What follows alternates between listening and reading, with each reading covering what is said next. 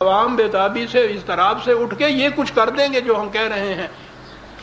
اور اس کے لیے جو کہا کہ یہ کرو، مزدور سے کہو، دہقان سے کہو کہ اٹھو اور یہ انقلاب برپا کرو، اس کے لیے وہ جو میں نے عرض کیا ہے کہ باطل کا نظام مذہبی پیشوائیت کی استمداد کے بغیر قائم ہی نہیں رہ سکتا، اس کی طرف نگاہ گئی اور فرشتوں سے کہا کہ اب کرنے کا کام یہ ہے کہ کیوں خالق و مخلوق میں حائل رہے پردے، پیران کلیسا کو کلیسا سے ہٹا دو. اصل و بنیاد کو کھیلو. یہ سب ان کی وجہ سے ہوتا ہے. آپ اپنے دور ملوکیت کو دیکھیے، ذہن میں بھی نہیں آتا کہ اسلام جیسا صدر اول کا انقلاب اور اس کے بعد شاہنشاہیت، آمریت، انسانوں کی حکومت وہ قائم رہی، 1000 برس سے چلی آ رہی ہے. کس آسرے سے؟ ممبر و محراب پہ کھڑے ہو کے یہ علماء ہمارے ہاں کے دعائیں دیتے تھے ان کے حق میں، ان کی مملکتوں کے خلد اللہ مملکہ اید اللہ بنصری، دعائیں دیتے تھے.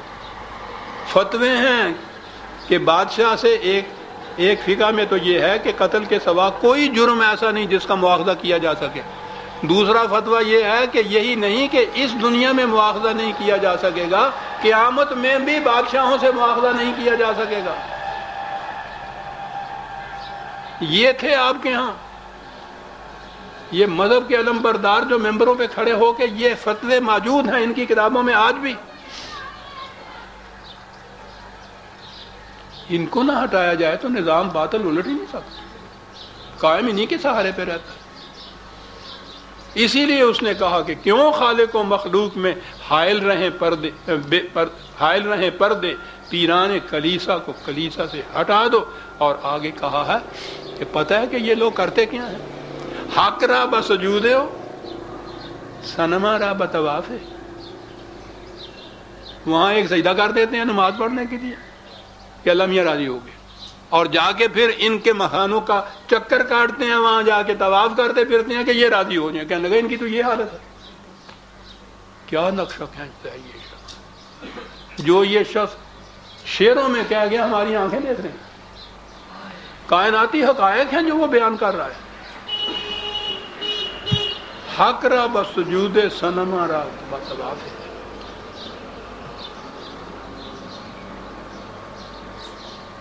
اس سے پہلے بھی ایک شخص نے کہا، وہ زیادہ تیز ہے، زنہار ازاں قوم نہ باشی کہ فریبند، دیکھنا خدا کے لیے اس گروہ میں سے تم نے نہ ہو جانا کہ جو فریب دیتے ہیں حاکرہ بسجودے اور نبیرہ بدرودے.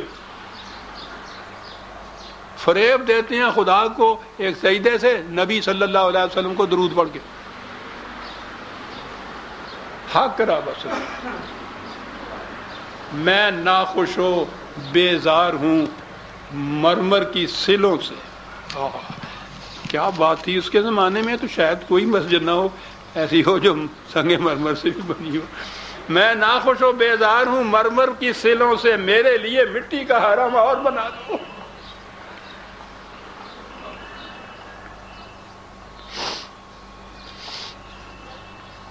یہ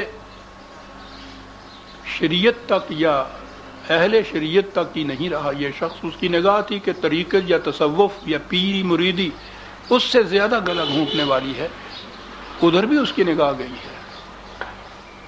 ایک نظم ہے بال جبریل ہی میں، عنوان ہے اس کا باغی مرید.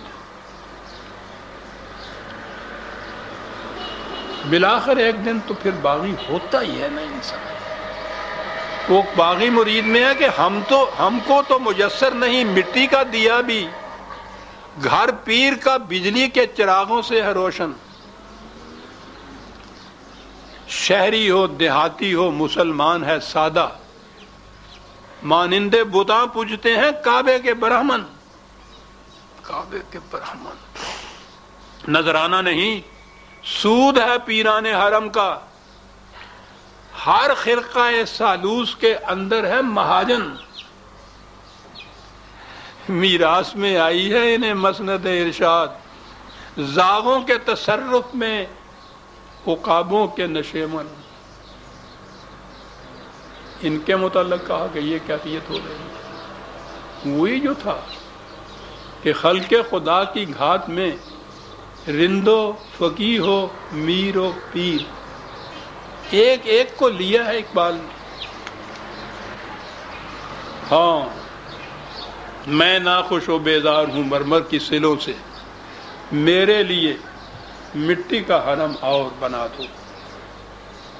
میں نے عرض کیا ہے کہ اقبال کی نگاہ تھی کہ انسانیت کے رگے خون کو چوسنے والی کون کون سی بلائیں۔ اس نے دوسری جگہ کہا ہے چار مرگ اندر پے این دیر میر۔ یہ جو سخت جان واقعہ ہوا ہے مسلمان، چار موتیں اس کے اوپر مسلط چلی آ رہی ہیں، سود خاروں، والیوں، ملاؤں، پیر۔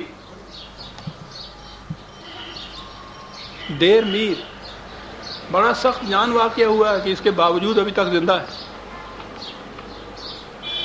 اور ایک دوسری جگہ بھی یہی کہا ہے کہ مسلمان سے کہ باقی نہ رہی تیری وہ آئینہ ضمیری، اے کشتہ سلطانیوں ملائیوں پیری۔ شیخ صاحب کے متعلق اقبال نے بڑی تشریح سے لکھا ہے، الارض للہ ایک عنوان ہے مال جبریل ہی میں، جس میں یہ بتاتا ہے کہ یہ جو کچھ پیدا ہوتا ہے، زمین خود جو ہے وہ کسی کی مخلوق نہیں، بندوں میں سے کسی نے اس کو پیدا نہیں کیا ہے، یہ اسی طرح سے ملی ہے خدا کی طرف سے۔ اس میں رزق کے ذخائر موجود ہیں۔ اب وہ ذخائر جو ہیں پیدا کیسے ہوتے ہیں؟ ٹھیک ہے، انسان صرف ہل چلاتا ہے، محنت کرتا ہے، بادل سے بارش برستی ہے، سورج سے حرارت اور روشنی ملتی ہے، ہوائیں ملتی ہیں، زمین سے نمی ملتی ہے، یہ ساری چیزیں ملتی ہیں۔ قرآن کریم کی ایک سورت میں یہ سارا کچھ بتانے کے بعد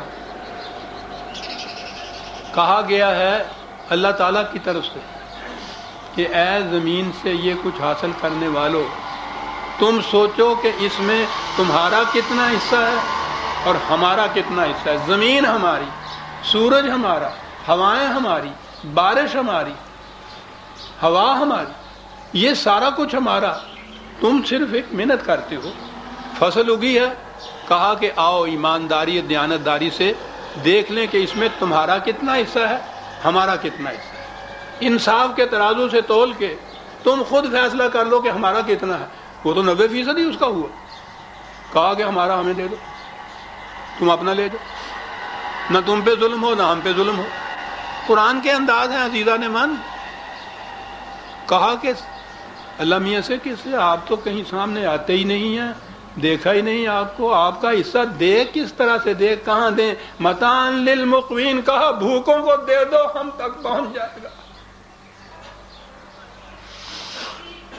اقبال کہتا ہے اس سے کہ پالتا ہے بیج کو مٹی کی تاریکی میں کون، کون دریاؤں کی موجوں سے اٹھاتا ہے سحاب، کون لایا کھینچ کر پچھم سے باد سازگار، خاک یہ کس کی ہے، کس کا ہے یہ نور آفتاب، کس نے بھر دی موتیوں سے خوشائے گندم کی جیب، موسموں کو کس نے سکھلائی ہے خوئے انقلاب، دے خدایا یہ زمین تیری نہیں، تیری نہیں، تیرے آبا کی نہیں، تیری نہیں، میری نہیں، یہ خدا کی زمین ہے ساری۔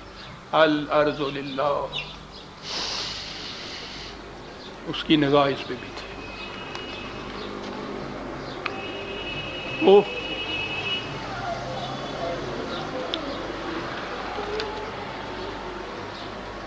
میں نے عرض کیا تھا کہ یہ ہمارے صدر اول میں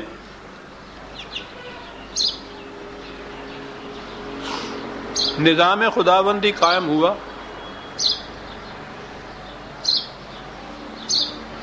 تو اس میں ان بلاؤں میں سے کوئی بلا باقی نہیں رہی۔ زمین کی بٹائی یا پٹے پہ دینے کے متعلق نبی اکرم صلی اللہ علیہ وسلم کی صحیح حدیث موجود ہے کہ حضور نے یہ فرمایا کہ یہ ربا کا کاروبار ہے جو تم لوگ کرتے ہو، چھوڑو اسے۔ بٹائی کو آپ نے ربا یا سود کا ختم کر دیا۔ دوسروں کے تجارت کے اندر کچھ روپیہ ملا دینا، اور اس کے منافع میں سے کچھ حاصل کر لینا.